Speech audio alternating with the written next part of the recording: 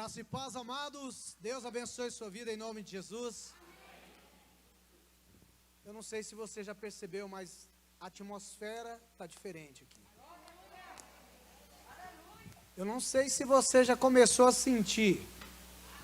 Eu comecei crendo e já comecei a sentir o mover de Deus em nossas vidas aqui. Eu não sei como você está, mas eu sei que você não vai ficar do mesmo jeito ao sair daqui, porque Deus tem uma palavra para o seu coração. Quem vai receber essa palavra de Deus aí? Vamos orar. Pai Santo, nós respeitamos a presença do Teu Espírito Santo aqui. O Teu Espírito Santo tem liberdade de agir no nosso meio. Enquanto, ó Pai, a Tua palavra seja ministrada, que o Senhor tenha liberdade e a permissão, Espírito Santo, de salvar vidas aqui, de curar pessoas, de libertar e de restaurar. No nome santo de Jesus nós cremos, porque o Senhor é maravilhoso, e a presença maravilhosa do Senhor está aqui, e essa presença causa maravilhas, sinais, prodígios, milagres, e nós cremos em nome de Jesus. Amém, amados? Graça e paz para você, receba no seu coração. Abra sua Bíblia lá em João capítulo 11, nós vamos ler o versículo 40, João capítulo 11, eu vou fazer menção do capítulo todo. Na verdade, o relato aqui envolve do versículo 1, até mais ou menos o versículo 46, e dá continuidade do resultado até o final do capítulo. Nós não vamos ler todo o capítulo, mas talvez você já ouviu falar de um amigo de Jesus chamado Lázaro. Quem já ouviu falar? O que aconteceu com este homem? Jesus foi lá, ressuscitou ele, não foi? Amém? Então você sabe que a situação era perdida, e Jesus foi lá e fez algo. Você crê nisso, não crê? O tema da nossa mensagem é: se creres, verás a glória de Deus. Isso é para mim e para você, amém? João 11:40 diz assim: Jesus respondeu: eu não disse a você, na versão ali, não te disse eu que se creres, verás a glória de Deus? Fala para o seu irmão: meu amado irmão, se você crer, você vai ver a glória de Deus. Mas a gente começa a pensar: o que é crer? O que é a glória de Deus que eu tanto espero e quero ver? Eu quero comentar com você isso. Eu estava num retiro espiritual de 3 dias, alguns de vocês já passaram, e lá tinha uma regra que a gente não poderia conversar, para observar, para ficar mais atento naquilo que Deus iria falar com a gente. E a gente concordou em ficar em silêncio todo aquele tempo, e o evento começava numa sexta à noite, e no sábado de manhã eu acordei com a voz dizendo: se creres, verás a glória de Deus. E eu falei: quem foi que disse? Quem foi que está falando isso para mim? E eu perguntei o irmão não falava nada. Você falou comigo? Só fala comigo. Aí um falou assim: você sabe que a gente nem pode estar falando aqui? E todo mundo que estava comigo, eu perguntei, e todo mundo falou assim: não foi eu.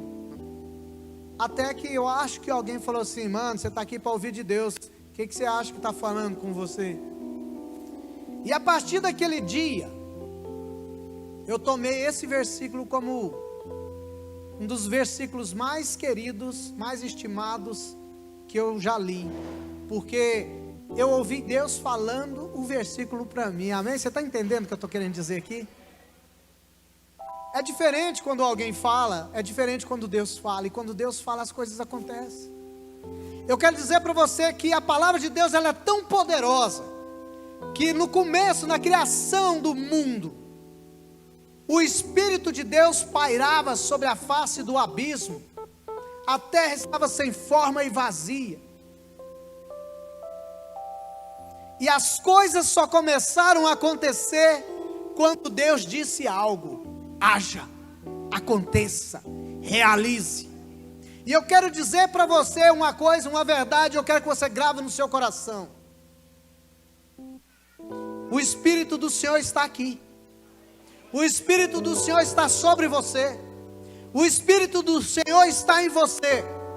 Mas as coisas vão acontecer quando a palavra de Deus entrar em você. Aí a ação do Espírito vai começar a mudar as coisas. Há poder no nome de Jesus. Há poder na palavra de Jesus. E essa palavra, quando é liberada, ela causa algo transformador. Hebreus, no capítulo 11, no versículo 3, diz que pela fé nós entendemos que os mundos foram criados pela palavra de Deus. A palavra de Deus cria algo em nossa vida. E o que eu quero dizer para você essa noite, que a palavra de Deus para você é: se você crer, você vai ver a glória de Deus na sua vida. Jesus, ele recebe a notícia de que seu amigo Lázaro, a quem ele ama, estava enfermo. As irmãs dele mandou avisar. A enfermidade dele era tão grande que nem foi ele que falou. Foi as irmãs que falaram: chama o mestre. Fala para ele que o amado dele, o amigo que ele ama, Lázaro, está enfermo. Quando Jesus recebe a notícia, ele fala: isso é para revelar a glória de Deus, para que o Senhor glorifique o Filho. Essa enfermidade é para manifestar a glória de Deus. E ele ficou ali. E os discípulos falaram: mestre, se você for lá, o pessoal está querendo matar você. Aí ele até fala assim: olha, a gente anda durante o dia. E os discípulos acham que não entendeu nada. E falou assim: eu vou lá para despertar Lázaro. E os discípulos: já que ele está dormindo, está tudo bem. E Jesus fala: não, ele morreu. E Jesus demora ali. E quando Jesus chega aonde Lázaro estava, sepultado, no lugar que as irmãs dele estavam em luto, já havia 4 dias que ele já tinha morrido. A gente já ouviu a solução para tudo, menos para a morte. Quem já ouviu isso aqui? Jesus quebrou esse argumento aqui, porque ele é a ressurreição e a vida. Quem crê em Jesus, ainda que morra, viverá. No versículo 25 ele diz isso. Então, a solução até para a morte, se você tem Jesus, está entendendo? E o impressionante é que ele chega, a Marta para e fala: mestre, se tu estivesse aqui, não teria acontecido isso. E ele fala: você tem que crer. Ela: eu creio. Aí ela vai e chama Maria, a Maria vem: mestre, se tu estivesse aqui, não teria acontecido tal coisa.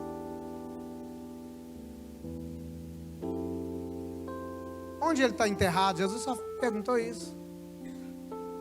Mestre, já tem 4 dias e cheira mal. Os judeus que estavam lá, já viu aquele povo que vai em velório? Tem um monte de gente que vai, gosta de ir em velório, já viu? Tem gente assim. Estava lá o pessoal, os judeus lá de Jerusalém, estavam lá. Alguns até disseram assim: não foi esse que abriu os olhos dos cegos? Não poderia ter vindo aqui e impedido essa morte? Mas Jesus, ele já sabia o que iria acontecer. Não há nada que pegue Deus de surpresa. Amém? Não há nada que vai pegar Deus de surpresa, tudo está no controle dele. O único que está descontrolado somos nós. Os únicos que não têm um controle, está descontrolados, somos nós. Mas Ele tem todo o controle. Para eles não havia mais solução. Para aquelas pessoas não haveria mais nenhum resultado ali que poderia ser feito. Acabou, já cheira mal, nada pode acontecer. E Jesus diz no versículo 40, eu não te disse, se vocês crerem, vocês vão ver a glória de Deus. Preste bem atenção, nesse capítulo aqui, o verbo crer aparece 9 vezes. No livro de João, esse evangelho aparece mais de 100 vezes. O tema central, a ideia central do livro de João está lá no capítulo 20, no versículo 31. Coloca para mim aí, por favor. Você vai ler o evangelho de João, você vai ver o capítulo 20, versículo 31, que vai... Tá aí não? Eu estou preparado. Estes, porém, foram registrados. Ele fala dos sinais. No 30 fala assim, na verdade Jesus fez, diante dos seus discípulos, muitos outros sinais, que não estão escritos neste livro.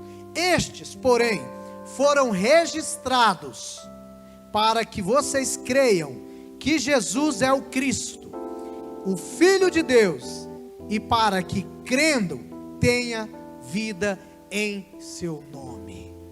O objetivo do livro que o apóstolo João escreve é para que nós venhamos crer nos sinais que Jesus fez, e crendo nele, crer que ele é o Filho de Deus, e quando nós cremos nele, nós recebemos vida.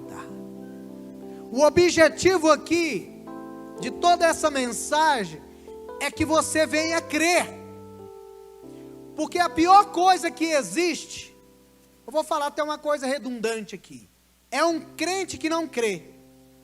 Se não crê, não é crente, né, gente? Não é verdade? Só estou dizendo para você, aquele que fala que é de Deus, e deixa de crer, de confiar, de se entregar ao Senhor, é uma pessoa que está apagada. A vida dele parece que já não tem mais sentido, e há uma grande preocupação da parte do Pai, em relação aos seus filhos, para que eles creiam, porque é através da sua fé, que você vai viver nessa vida, é através da sua fé, que você vai obter muitas coisas, é através da sua fé, que você vai vencer este mundo, é através da sua fé, que você vai contemplar e ter experiências maravilhosas com Deus. Então, se você perde a fé, acabou. A palavra de Deus diz que o meu justo viverá pela fé. E se ele retroceder, se ele parar de acreditar, se ele parar de crer, a minha alma não compraz, eu não tenho prazer nele. Você quer dar prazer para Deus? Creia. Sem fé é impossível agradar a Deus. Não é difícil, é impossível. Porque Deus escolheu uma maneira para que nós viéssemos receber coisas dele aqui. Deus não salva, o bispo até pregou aqui, gravou isso no meu coração. Ele falou assim, Deus não salva os homens pelas necessidades de salvação que eles têm. Deus salva os homens pela fé que eles têm nele. Porque a salvação é pela graça, mediante a fé. Então, se você crê, você será salvo. A salvação é para aquele que crê. O seu milagre é porque você vai crer e você vai receber. A sua vitória, ela vem se você acreditar. Não precisa você ter fé para Deus fazer. Deus não precisa da nossa fé para realizar nada. Mas nós precisamos ter fé para receber aquilo que Ele já enviou para nós. Você está entendendo? O negócio não é problema para Deus. O problema é nós acreditarmos. E existem vários e vários fatores que querem impedir de nós recebermos as coisas de Deus. Há argumentos deste mundo, há pessoas tentando barrar, há espíritos demoníacos se levantando. Existem vários e vários fatores, até a cultura pode atrapalhar você de crer na verdade. William Shakespeare escreveu o seguinte: nossas dúvidas são traidoras e nos fazem perder o que com frequência poderíamos ganhar por simples medo de arriscar. Às vezes ter dúvida não é tanto problema. O problema é quando a dúvida vira uma incredulidade. E a incredulidade não é falta de fé completa. A incredulidade é você ter uma certeza em algo que não é palavra de Deus. Estão me entendendo? A incredulidade é você acreditar muito que aquilo que é de Deus não é para você. Eu estava pregando sobre cura divina e eu falei que um dos grandes problemas das pessoas não é que elas duvidam do poder de Deus. Quem já viu Deus curar alguém aqui? O maior problema não é acreditar que Deus tem poder para fazer isso. A maior dúvida que existe no coração de uma pessoa que ainda não recebeu uma cura divina é porque eles não acreditam na bondade de Deus. E quando fala bondade de Deus, as pessoas entendem assim: será que eu mereço? Será que Deus me ama? Será que Ele seria bom comigo? E por não acreditar que Deus é bom o tempo todo, e o tempo todo Deus é bom, isso gera falta de fé no coração da pessoa, e ela não recebe. Ah, eu creio que Deus cura. Mas você crê que Deus te ama a ponto de derramar essa cura, essa libertação, esse milagre na sua vida? O problema é esse. Então a incredulidade é você não acreditar que a palavra de Deus é suficiente. Quando Adão pecou, Deus fez duas perguntas: onde está? Você saiu da posição que eu deixei você. Ah, eu vi que eu estava nu e escondi, tive medo. E a segunda pergunta é: quem te fez saber que estavas nu? Quer dizer, você recebeu uma outra palavra que não é minha. Você tem uma segunda opinião, e você acreditou nessa opinião mais do que na minha palavra. Então eu quero dizer para você aqui, meu querido e minha querida, você não é igual a Adão. Você acredita na palavra de Deus, amém? E quando você tem essa certeza que a palavra de Deus é suficiente para a sua vida, tudo vai mudar. Você está disposto? Acreditar não é simplesmente saber, é confiar, é entregar. Uma vez, aquelas pessoas equilibristas, o cara colocou um cabo de aço em dois edifícios bem altos, e ele falou assim: vocês acreditam que eu consigo passar de um lado para o outro, só equilibrando, sem segurança embaixo? O pessoal: acredito. E ele foi andando. Vocês acreditam que eu consigo atravessar agora, empurrando um carrinho de mão? E o pessoal: eu acredito. E ele foi. Vocês acreditam que se eu colocar uma pessoa nesse carrinho de mão e empurrar, eu consigo atravessar do outro lado? O pessoal: eu acredito. Quem quer ser o primeiro? Ninguém teve a coragem. E acreditar em Deus é você falar assim: eu sou o primeiro, porque eu confio. Enquanto não envolve a nossa vida, a gente crê para os outros, mas a palavra é para você. Deus quer que você creia nele. Essa palavra é para você? Fala: é para mim. Então a primeira condição aqui, para você ver a glória de Deus, é acreditar. E essa fé, ela é gerada pela palavra de Deus. Essa fé é alimentada. Deus, ele vai derramando fé na sua vida e vai transformando a sua vida de glória em glória. E você vai ficando uma pessoa tão confiante em Deus, que as coisas começam a ser naturais para você. Eu, quando me converti, eu tinha o maior medo de demônio, pessoa endemoniada. Uma vez eu fui num lugar, uma pessoa fazia revelação, e uma pessoa endemoniou. Eu falei, não volto aqui mais nunca, Deus me livre. Quem já correu de gente assim? Só eu, meu Deus. Confessa aí, irmãos. Tenha coragem. Tinha um maior medão, gente. Tinha um maior medão. Eu falei, meu Deus, trem. Até eu estava conversando com um oficial do exército. O cara é Forças Especiais, Comando, PQD, Guerra na Selva, um monte de coisa. O cara endemoniou perto dele assim, chega e espinhou assim. Já viu aqueles cachorros quando arrupia assim? Meu Deus, que trem é esse? O cara é treinado para saltar na terra, na água, onde for. Mas esse negócio assusta mesmo, amados. Mas depois que você converte e começa a ter Jesus no seu coração, Deus vai alimentando você tanta fé, que maior o que está em você do que está no mundo, que você já tem a certeza que você tem autoridade para pisar serpentes e escorpiões e sobre o poder do inimigo. E quando alguém demonia perto de você, você fala assim, em nome de Jesus, sai agora, porque você tem fé.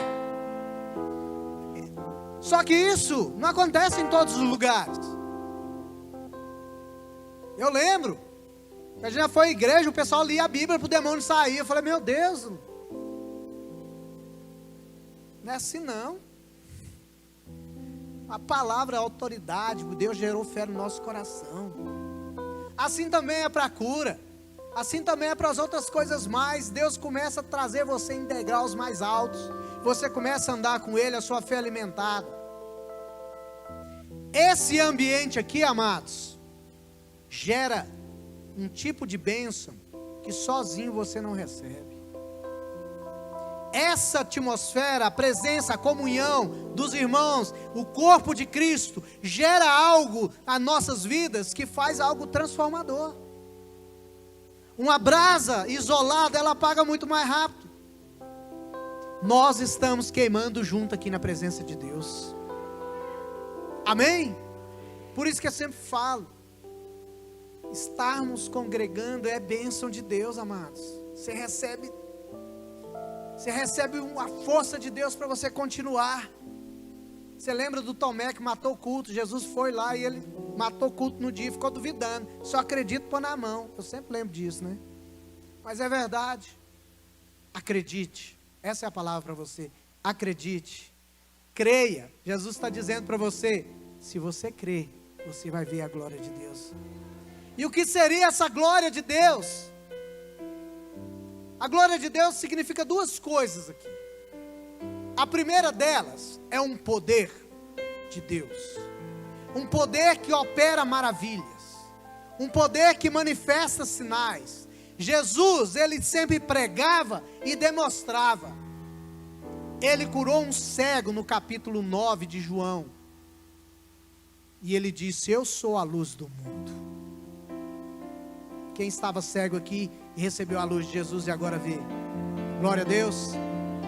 Jesus, ele fez uma multiplicação de pães e de peixes. E logo ele falou assim, eu sou o pão que desceu do céu. É Ele que nos alimenta todos os dias. E agora no versículo 25 ele diz, eu sou a ressurreição e a vida. Quem crê em mim, ainda que morra, viverá. E todo aquele que crê em mim, não morrerá eternamente. Aí ele vai, acontece o milagre. Mostram para ele onde é que Lázaro foi sepultado. Eles fizeram um buraco numa rocha, colocaram uma pedra, e ele fala, tira a pedra. Existem coisas que nós temos que fazer. E quando tira a pedra, sabe para onde que o povo todo olhou? Para onde? O lugar onde que Lázaro estava sendo enterrado, né? Quando tirar a pedra, você acha que eles iam olhar para onde? Mas sabe para onde Jesus olhou? Ele levantou os olhos para os céus e disse, graças te dou, Pai, porque sempre me ouves. Ele tinha certeza que o Pai ia fazer. E logo ele dá um brado em alta voz: Lázaro, vem para fora. No mesmo instante, aquele que estava morto apareceu todo enrolado. E ele fala: desatai-o, deixai-o ir. Logo eles foram comer alguma coisa. Já pediram lá no iFood alguma coisa, foi comer. E o negócio é tão interessante que esse sinal, Jesus no livro de João, ele faz 7 sinais. Esse é o 7º sinal, que demonstra um poder sobre a morte. Jesus tem um poder sobre a morte. Nesse 7º sinal, muitos daqueles que estavam ali creram em Jesus. Esse é o objetivo. Os sinais é para que as pessoas creiam.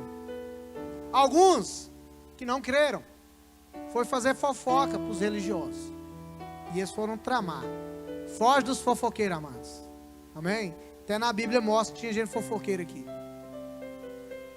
A glória de Deus aqui foi a manifestação do poder de Deus de trazer vida àquele que estava morto. Mas a glória de Deus, além de trazer um poder miraculoso para fazer operações, a glória de Deus também é a presença de Deus na nossa vida. A presença de Deus, ela causa uma diferença muito grande. Então, quando nós temos fé, preste bem atenção nisso, Deus vai realizar coisas na sua vida e naqueles que estão perto de você. Porque a presença dele vai estar em você. E por onde você passar, Deus vai curar, Deus vai libertar, Deus vai restaurar, Deus vai te usar. E às vezes você não vai nem precisar falar nada. A presença de Deus vai realizar coisas. Mas, para finalizar, eu quero dizer algo para você aqui. Existe uma condição aqui. A palavra aqui diz: se. Por que Jesus fala se creres? Porque vai ter alguns que ainda não vão crer. Mas eu quero que você escolha o lado daqueles que creem, porque a glória de Deus vai manifestar na sua vida.